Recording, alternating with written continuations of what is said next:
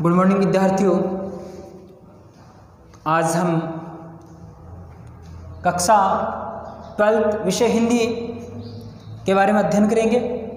तो हमारा जो प्रकरण था वो चल रहा था अलंकार।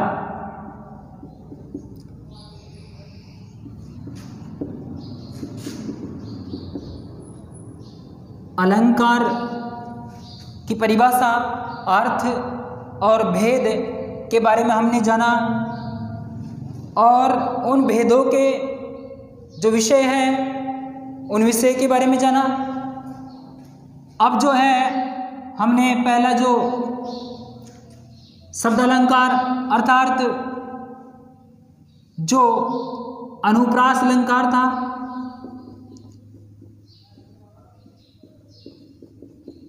इनके समस्त जो प्रकार भेद है उनके बारे में हमने जाना। तो उनमें से आगे जो देखिए क्या है,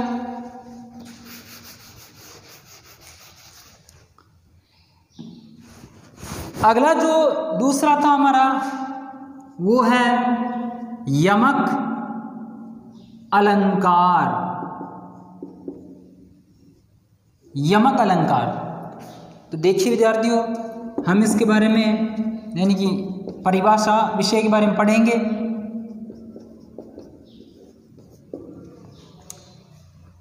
तो देखिए, जब कोई शब्द दो या दो से अधिक बार आए और प्रत्येक बार उसका अर्थ जो है वो क्या हो, भिन्न हो। प्रत्येक बार अर्थ क्या हो, भिन्न हो। तो लिखते हैं परिभाषा में,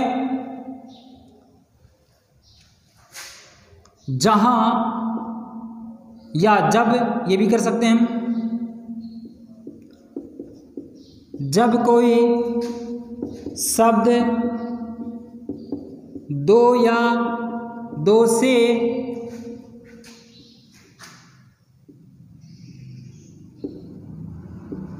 अधिक बार आए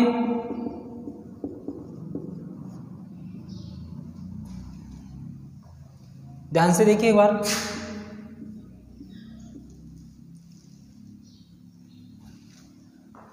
जब कोई शब्द दो या दो से अधिक बार आए और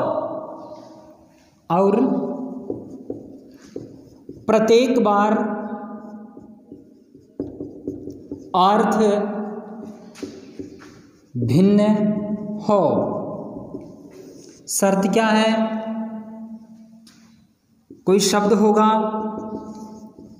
वो दो बार आएगा या इससे अधिक बार भी हो सकता, लेकिन शब्द एक ही होगा, लेकिन उसके जो अर्थ है वो अर्थ भिन्न होंगे, अर्थात अलग होंगे।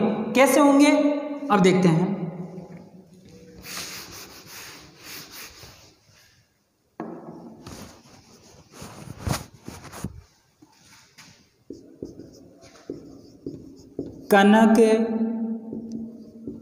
कनक ते सोगुनी मादकता अधिकाय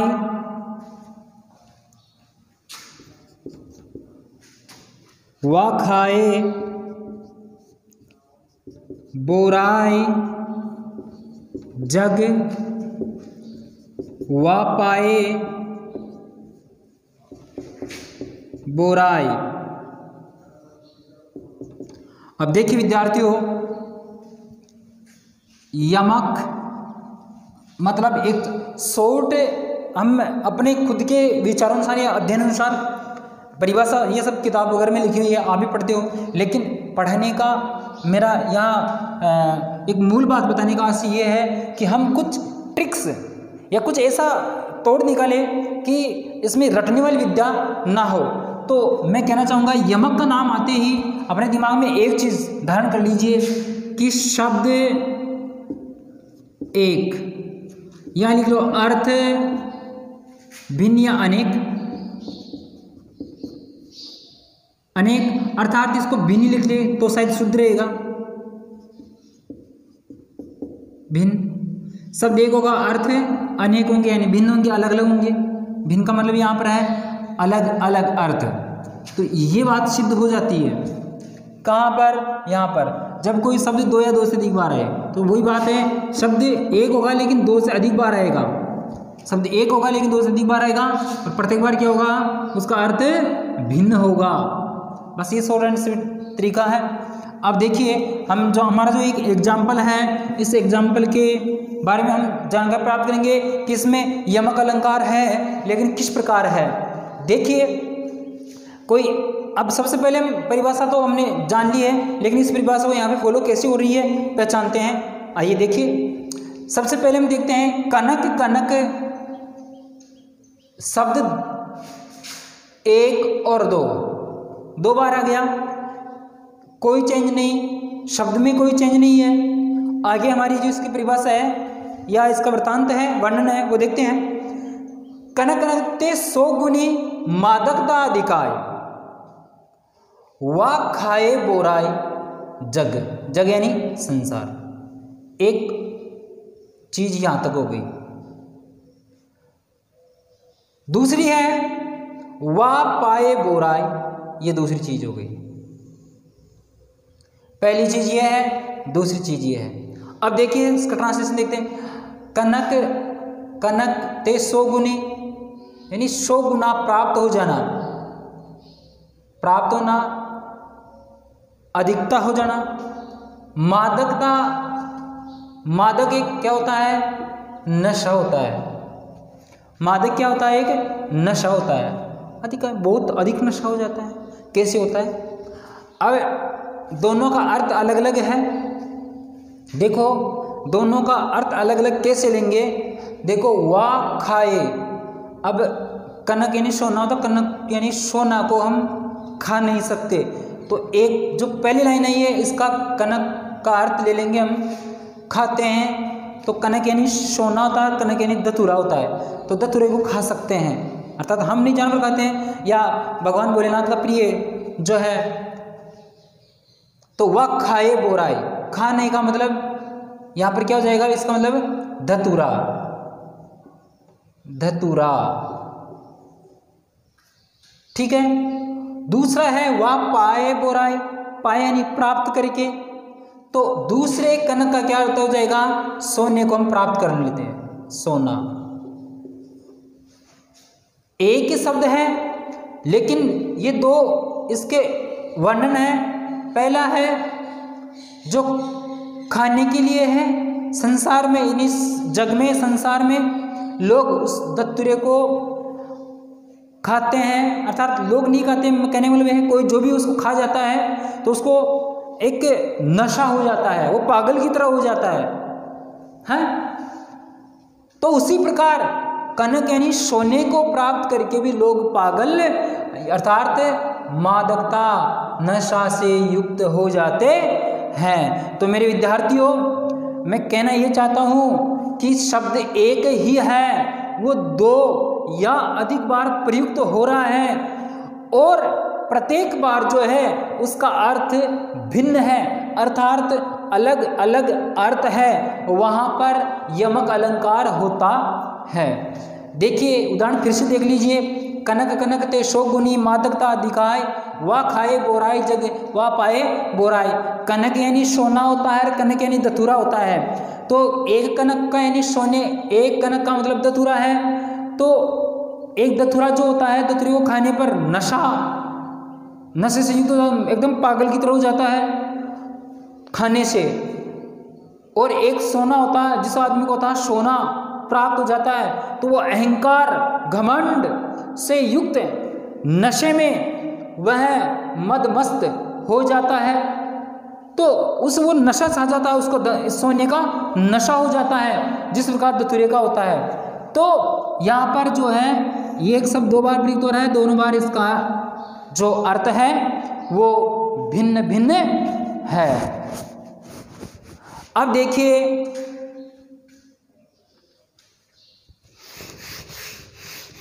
दूसरा उदाहरण देखते हैं।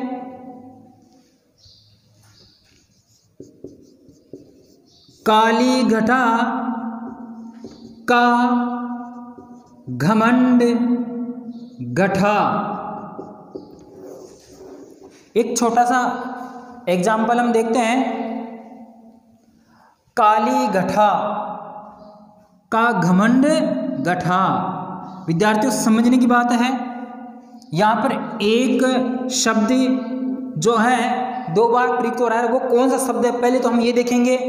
तो वो जो एक शब्द 2 बार प्रयुक्त हो रहा है, 2 बार आ रहा है वाक्य में, तो वो शब्द है गठा 1 और गठा 2।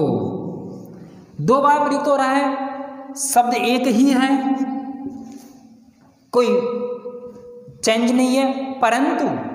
परंतु अब देखिए इनके वर्णन अनुसार, तो देखो पहली चीज है काली घटा, अर्थात बादलों की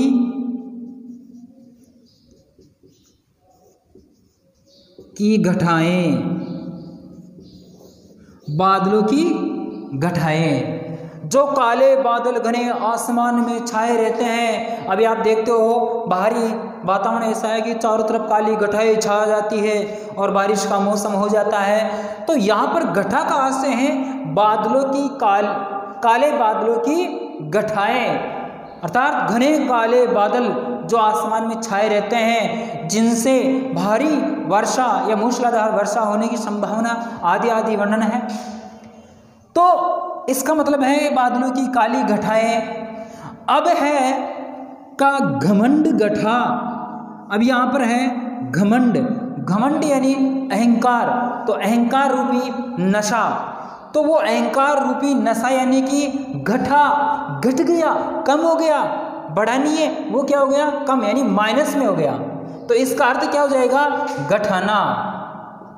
इसका अर्थ क्या हो जाएगा, गठाना। जैसे हमारे मैथमेटिक्स या गणित विषय में हम माइनस मार्किंग करते हैं, उसी प्रकार घमंड क्या हो गया, कम हो गया, घट गया। तो विद्यार्थियों देखिए काली घटा का घमंड घटा, यहाँ पर घटा शब्द 2 बार प्रयुक्त हो रहा है। पहली बार जो प्रयुक्त हो रहा है घटा, उसका अर्थ है बादलों की काली घटाएं हैं। दूसरा जो है इसका अर्थ है कि जो घमंड है, जो अहंकार रूपी जो नशा है, वह कम हो जाता है, वह घट जाता है। तो विद्यार्थियों यहाँ पर जो है यमक अलंकार है। और मैं तो ये कहता हूँ कि एक छोटी सी बात याद रखिए, यमक का नाम आते ही कि एक शब्द 2 बार या उससे अधिक बार प्रयुक्त हो, परंतु उसका अर्थ प्रत्येक बार भिन्न हो, ये भी हम कह सकते हैं प्रत्येक बार भिन्न हो, प्रत्येक बार भिन्न हो। अर्थात जब भी जितनी बार वो लिखा जा रहा है उतनी बार ही क्या हो, उसके अर्थ अलग अलग हो, वहां पर यमक अलंकार होता है। तो विद्यार्थी देखिए आगे चलते हैं।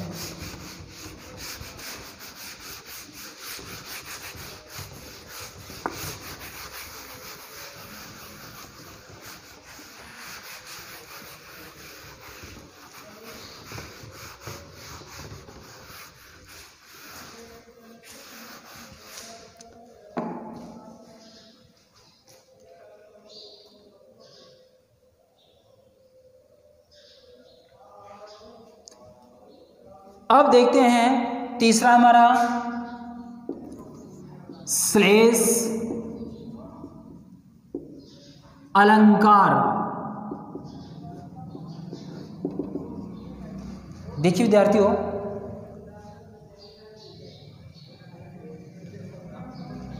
हम देखते हैं कि श्लेष अलंकार। अच्छा, मैं एक बात कहना चाहूँगा, आपके सीनियर बोर्ड क्लास में जो है इस संबंधित 1 नंबर का होगा, मतलब मोस्टली लाइन दे देता है और आपसे पूछता है किसमें कौन सा अलंकार है, बस इतना सा पूछता है।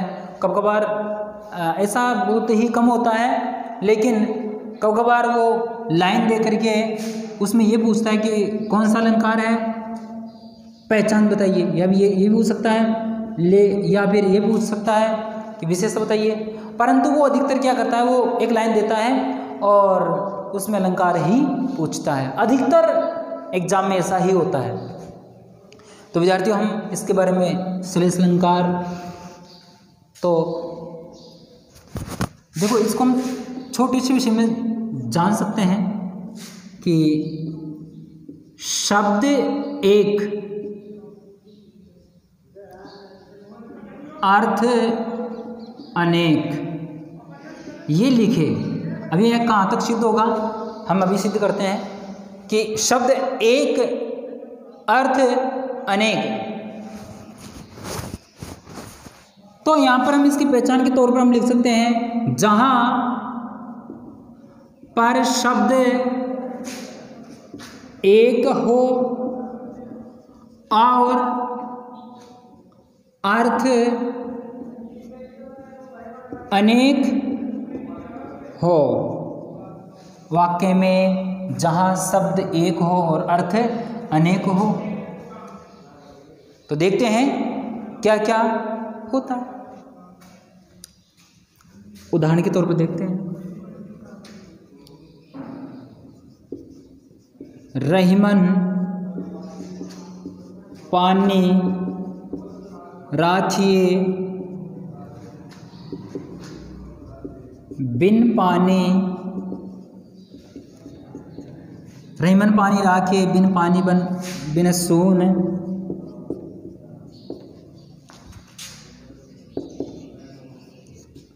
पानी गए ना उबरे, मोती मानुष चून। तो देखिए विद्यार्थियों, हमारे सामने एक एग्जाम्पल है। हमारे सबसे पहले हम श्लेष अलंकार के विषय में जानेंगे कि श्लेष अलंकार कहाँ होता है या क्या पहचान होती है इसकी। श्लेष अलंकार मतलब यह है कि हमारा शब्द जो है, वाक्य में शब्द जो है वो होगा एक और अर्थ होंगे अनेक।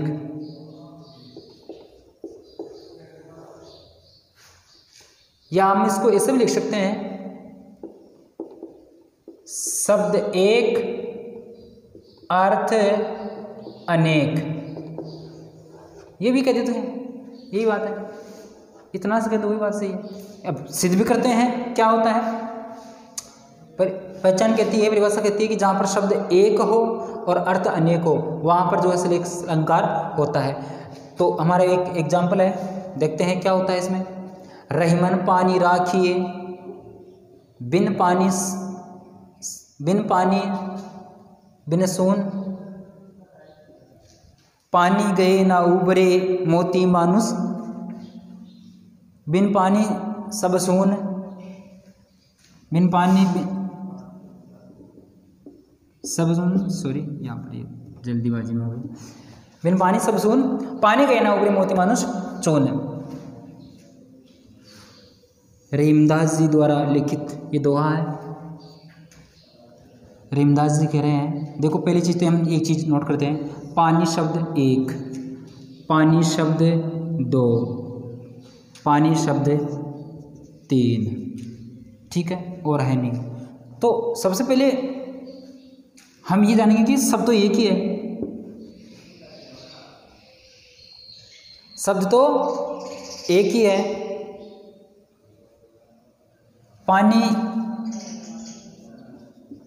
पानी का मतलब जल, नीर जो भी है। प्रत्येक बार इनका जो है अर्थ या यूँ कहे कि अनेक अर्थ यहाँ पर प्रयुक्त हो रहा है। रहीमदास जी कहते हैं कि रहीमन पानी राखिए, बिन पानी सब सून, पानी गए ना उबरे, मोती मानुष चून। पानी मतलब इज्जत, पानी मतलब इज्जत,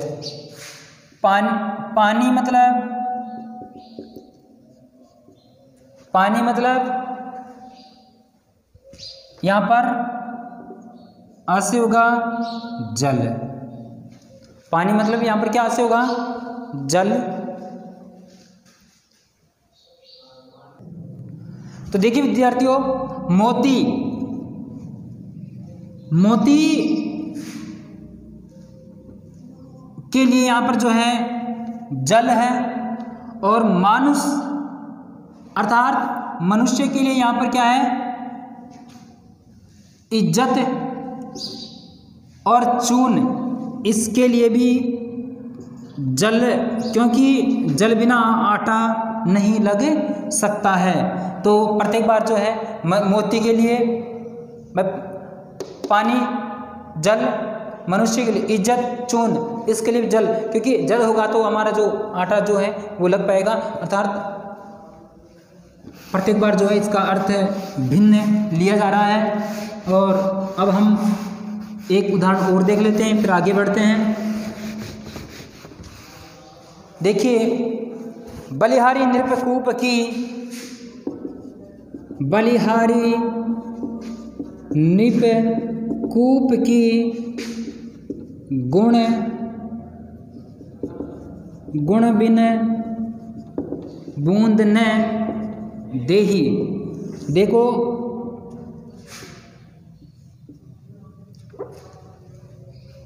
बलिहारी नृपकूप की गुण बिन बूंद न देही।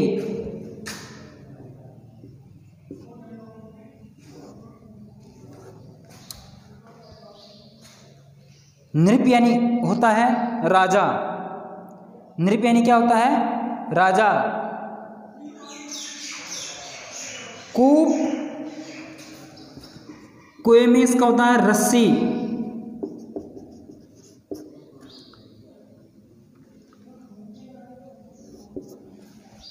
एक मिनट विद्यार्थियों,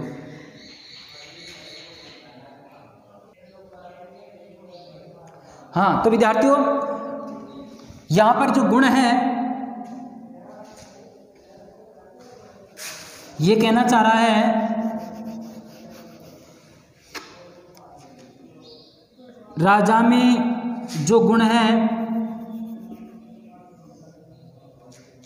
इसी प्रकार कुएं में भी रस्सी, इसका एक क्या है ये गुण। कहना मतलब ये गुण शब्द है। यहाँ कुएं के लिए उसका रस्सी से युक्त है, राजा के लिए जो है वो गुण है जो मनुष्य के जो गुण होते हैं, मनुष्य के लिए जो गुण होते हैं वो। यदि गुण देखिए राजा में यदि गुण होंगे तो प्रजा के लिए क्या है हित है, अर्थात राजा श्रेष्ठ मान होगा तो प्रजा सुखी भवे होगी। यदि कुएं के लिए जो रस्सी होगी, यदि कुएं में रस्सी दृढ़ होगी तो हमें पानी प्राप्त हो जाएगा, अन्यथा एक बूंद भी प्राप्त नहीं होगा। इसी प्रकार राजा का गुण है।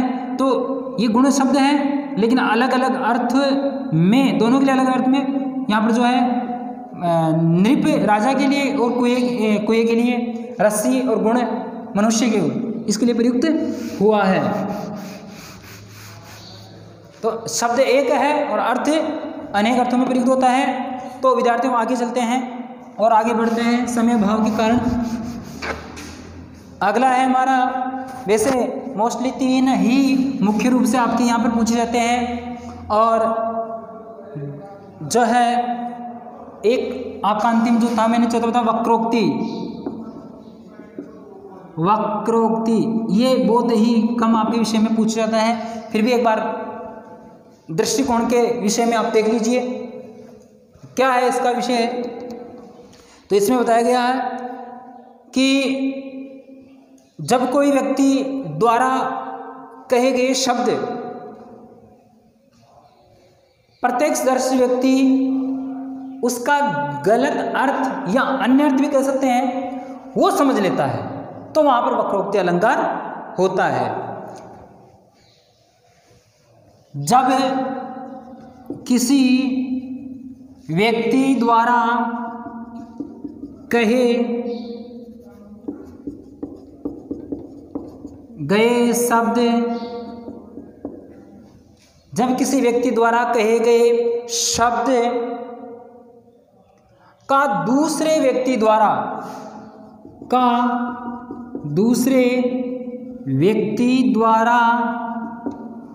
गलत या हम कह सकते हैं अन्य अर्थ व्यक्ति द्वारा जानबूझकर गलत या अन्य अर्थ समझ लिया जाता है। यह आपकी किताब से थोड़ा सा हट करके व्याख्या मिलेगी आपको, क्योंकि ये मैं अपने शब्दों में हम समझ सके, हम अपनी लैंग्वेज में समझ सके, इसलिए इसको इस तरीके से मैंने लिखी है और लिखता आया हूँ। तो इसका उदाहरण देखते हैं तब समझ में आएगा। छोटा सा उदाहरण देखते हैं, बचपन से पढ़ते आए होंगे आप भी।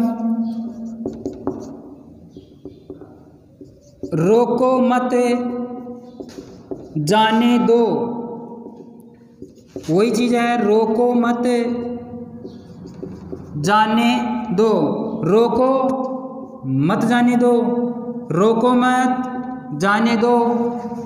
ये पहला वाक्य, दूसरा वाक्य सेम ही है। हाँ, चिन्हों का प्रयोग अलग स्थान पे हुआ है, परंतु हमने कहा किसी को रोको मत जाने दो, भावार्थ अलग है कि उनको रोकिए, जाने नहीं दीजिए। लेकिन अगले वाला उसको गलत समझ रहा है कि रोको मत जाने दो, उसका गलत जानबूझ के उसका अर्थ जो है गलत निकाल लिया जाता है। तो वहां पर जो है वक्र उक्ति यानी कि ना कही गई बात को गलत समझ लेना, इसका अर्थ ये हो जाता है कही गई बात को गलत समझ लेना या जानबूझकर उसका अर्थ गलत निकालना। तो विद्यार्थियों आगे चलते हैं, एक उदाहरण और देख लेते हैं इसका।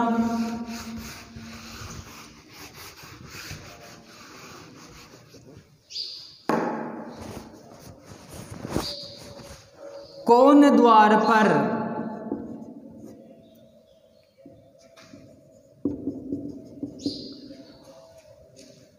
इसमें आदिबोधक चिन्ह लगाते हैं, क्योंकि वो प्रश्नवाची चिन्ह लगाते हैं। और इसका क्योंकि वो पूछ रहा है कि कौन द्वार पर, तो उसला हरि में राधे।